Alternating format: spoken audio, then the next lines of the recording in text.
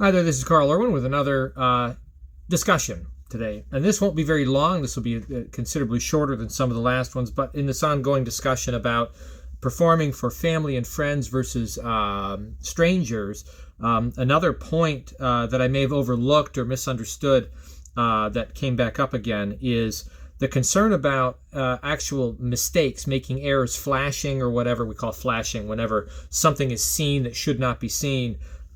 When performing for family and friends versus when you're doing that for strangers, and the phenomenon that family and friends will call out everything and strangers may be kind enough to just kind of go along with it.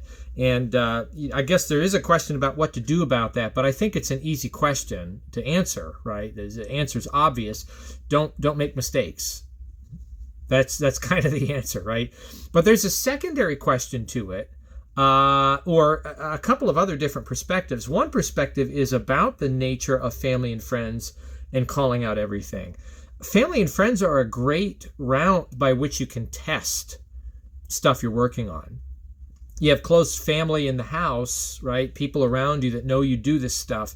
You can perform for them and they will be honest. They will give you an honest appraisal. And I said before that family and friends are rude, and I mean that in the best way. This is a case where it's in the best way. They'll be honest and tell you that something doesn't look right or something doesn't work the right way because they actually have an interest in your success. I mean, that's part of the motivation there. It's not just really to bust on you, but rather if you're performing something that you're working on for a family member or a close friend, someone that knows you do this, they will give you an honest appraisal of what's going on, and that's a beneficial thing because that allows you to correct any mistakes that you're making. A couple of things that you can do to ensure that you're not doing awkward stuff is first perform for close friends and family that will give you an appraisal. But the other thing is to do video recording. Rather than rehearsing, I have a 3-mirror setup. You don't see it from here. You've seen it on old videos, where I've turned the camera on, you see it. But I have a 3-mirror setup that I use mostly for table things. Mirror work is fine, but video is better, right? A cell phone. Put a cell phone out there, record yourself doing it. Don't look at the screen. Just focus on what you're doing. Watch it back. That will give you a really good sense of what you need to fix. Okay. Now, there's another thing, though, about elements being inherently awkward or unnatural. If you follow magic channels and have done so for any amount of time, there is a channel. Chris Ramsey has a channel. Mostly deals with puzzles now, complex puzzles. But every now and then he'll do a thing with his buddies who are pretty well off in the industry of magic, right? This is kind of the hipster culture in magic. Those people that are very how do I want to say? They're big content creators, not just in video and social media, but they're making a lot of material that's being sold out there. And he'll get together with his friends, often at a convention or something like that, and they'll do a video series called You Flash, You Lose. And they'll do this card work where they'll, perform various kinds of card moves, usually controlling a card that's apparently been placed to the middle, to the top or the bottom, or various other kinds of close-up effects. Every now and then they get people that will do other effects unrelated to cards. And the goal is to fool the camera, right, so that nothing is seen. And I noticed that on this kind of, series, where you have moves that are accomplishing heavy lifting covertly, I would say 7 or 8 times out of 10, there is inherent unnatural movement to the move, and you can't really get away from that. You may execute the move in a way where it is clean, but there's something about it that's not normal, the way a normal person would do whatever they are accomplishing, right? And this is an issue. And it's one of the big reasons why I kind of avoid that kind of magic. The burn the hands moves that can be angle sensitive, but I kind of avoid even bother perfecting that kind of stuff because I think I can accomplish the same end most of the time, either with moves that are not like that or with open controls and just kind of timing and programming and psychology to get you to the exact same end. And it's far more natural. So if you're going to use moves that have unnatural qualities to them, I think one thing you want to do is try to eradicate the unnatural side of it as best you can. You can still do those moves. I'm not saying don't use those moves. I'm not saying that everyone should be like me and take my strategy. I do what's comfortable for me. I want to perform. I don't want to be thinking about this stuff, and I certainly don't have the amount of time to make very unnatural things fluid enough that I'm okay with them being unnatural and I still do it. Coin magic has these problems. Card magic has this problem. A lot of close-up things can have this problem where there just is inherent unnatural movement. The one that was made, the comment that was made in the discussion here over the last few videos was actually about a double turnover, a double lift turnover, and specifically about the get ready, that there's something unnatural about getting ready for that, right? Where you have to lift a couple cards, you have to do something extra, or if you're doing the variety where you're doing a push off and then a pullback get ready, right? There's just unnatural things that are going on there. I actually don't find this to be the problem with a double lift. My biggest problem with a double lift is the thing that you just have to do. I think the turning over the card is the awkward, unnatural thing. Absolutely nobody ever, anywhere, ever, when they just need to turn over a card, does it this way. They never do it that way, right? And I'm not talking about doing it, I'm not saying that, this is the unnatural way to do it, to take the card and then, sweep it and turn it over like that. That is unnatural too, but I'm just saying, like, if I'm just going to turn over a card, just a card, I think this book kind of thing is really unusual. I just do. Now, I still do a double lift if I need to. In fact, I did one on one of the recent videos just as a demonstration of another concept. I did it. I didn't bring any attention to the fact that I did it, but I did do a couple. I do it that way, but it isn't the way people turn cards over, right? The way people turn cards over actually is they take the card off and they turn it over like that. If you're gonna turn a card over, most people will turn it off like they're dealing it and turn it over. Or another one is that they'll slide it off and turn it over like that. So these are the things that I think are more unnatural about that, and they're not even that big of a deal. It's not so big of a deal that I wouldn't do a turnover like this to demonstrate a double lift. Okay. Now, as far as the get ready, if that's your concern, I actually don't think a get ready has to be part of the equation. We were talking about in the last one of the last videos about pre-show, in-show, pre-show.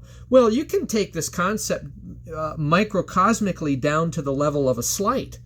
If you're doing a get ready as part of something else, the get ready can be divorced from the actual move, right? If I need to do a double lift and I have to get ready, I can be indicating the card out here, I got ready. I already got ready. I put the card, in fact, I think that's what I did on the video. I'm ready to do the move. I can do it straight away, right? Now, unless I position myself, now I have to do a get ready to get this back off, unless I do some other kind of variation. Like if I do a push off, and I square it up, I can do that. Probably not a good example, a 9 and a 10. They're very similar. But what you can do just is to get the get readies of any kind of move you're doing is just get it separated in time and space.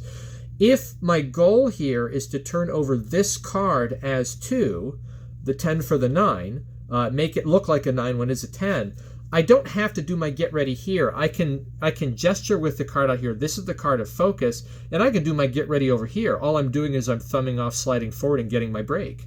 So I've landed my break right there, and then I just bring the card back on top of it, square it up, and I'm in my get ready. I can do it from this moment, and even still I can wait, and then I can turn the card over. So you just need some time. That's really the biggest issue, is just getting some time in there and getting some separation to get that situation set up.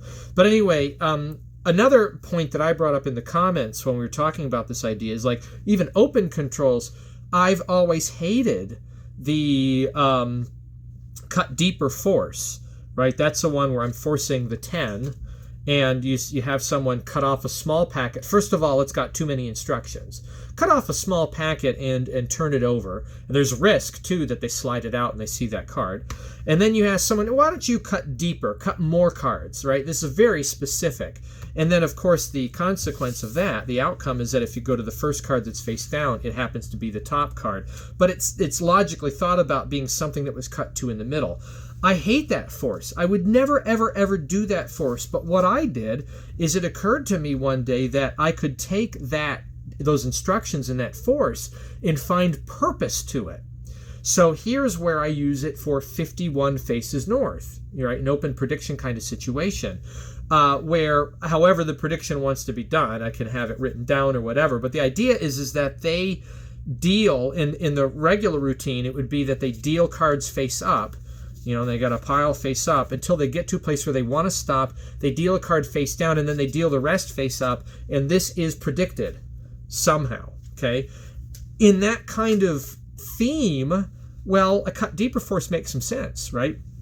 I can say, go ahead and cut off a small packet of cards, the same instruction. Go ahead and turn it over. In fact, we'll make this really confusing. Why don't you, and I don't know what this will do, but I think we'll be okay. Why don't you cut a larger group, somewhere in the middle. Turn that over and turn it, upside down.